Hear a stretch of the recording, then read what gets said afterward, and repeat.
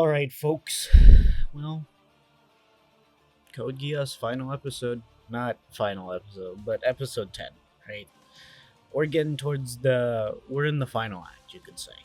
And it is good, but I just discovered something. I finally found out the main antagonist's name after all this time. His name is Noland.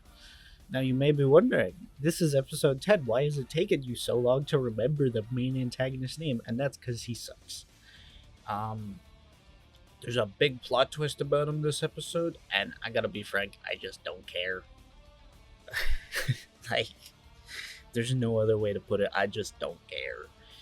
And, you know, it's not bad, it's not horrible or anything, but he's not living up to Charles despite the fact that he's super close to Charles, right?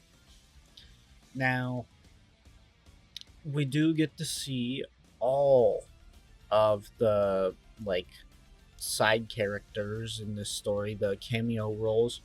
They're all fighting the good fight against the bad F91 reference. And then, you know, we see in the basement, Noland has a mobile suit.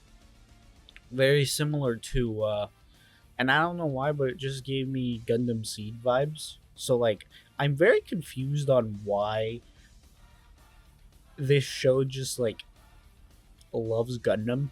Like, don't get me wrong, I love Gundam. I have way too many Gunpla in my room.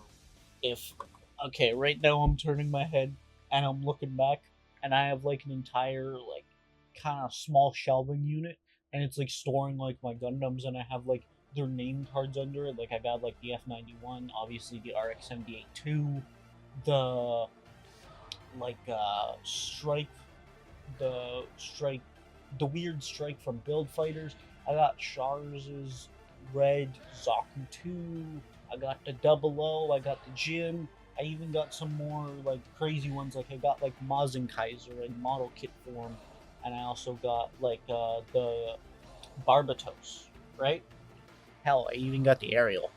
Like I love me some Gunpla. So I love me some Gundam. And like, dog, you can reference Gundam all you want, but like, that ain't gonna make your show better, right? And okay, this is also like weirdly nitpicky, so I don't know how I'm bringing it up in a review, but okay. So minor spoilers, but when Nolan brings out the machine, right, he extends it, right, and then uh he extends it up to like the top of the base or whatever, and you think, oh, you know, so we see the platform open, and then he like the machine gets pushed out on this sphere, or this cylinder column basically comes up, right? And then we cut to the next shot, and the next shot there's no indication that it was ever on any sort of cylinder, that any of the platform moved at all. It completely changed, and I just feel like that's weird. And obviously it's an animation error, but it's just kind of confusing, you know. And speaking of animation errors, it's weird because this show is really, really consistent. um Everything about it always looks a good level of quality, which makes sense because it's Code Geass, right? But I don't know, man. It's quite odd. But yeah, I don't know. I'm not vibing with it. And there's literally a scene where Sakuya is asking Nolan, why is he doing all this? And bro is just like, nah. Like, literally everything she asks of, he just says no. And like, I know, to be fair, we're probably gonna get some big reveal in like the next episode or something.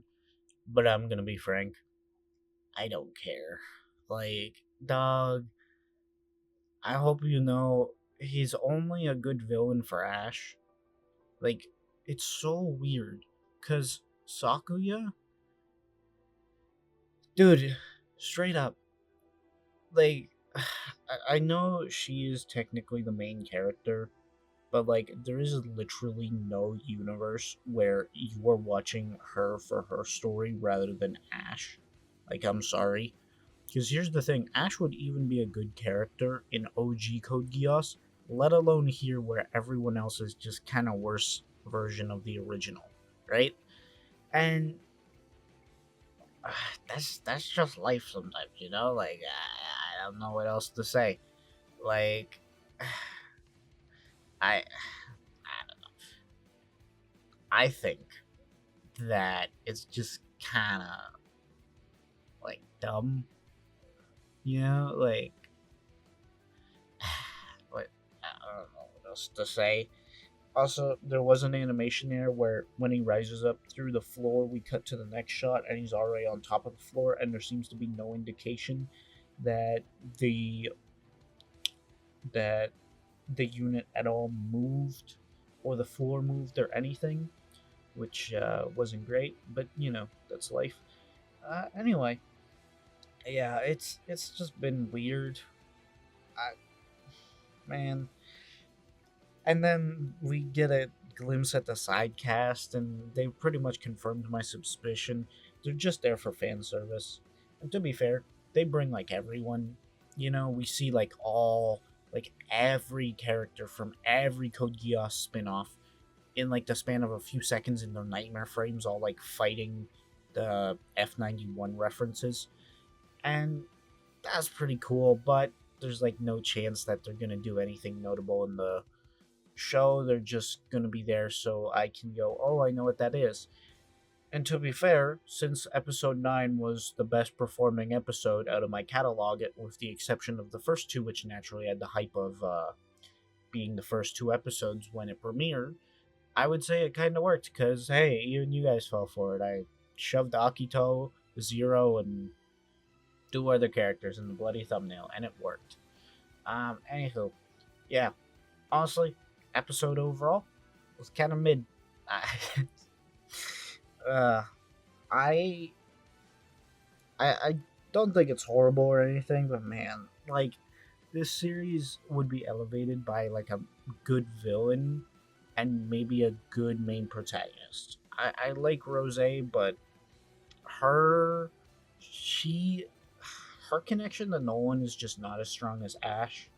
And honestly, if we filled I think this would have been cool if we saw this from Ash's perspective and Sakuya was instead this like whatchamacallit.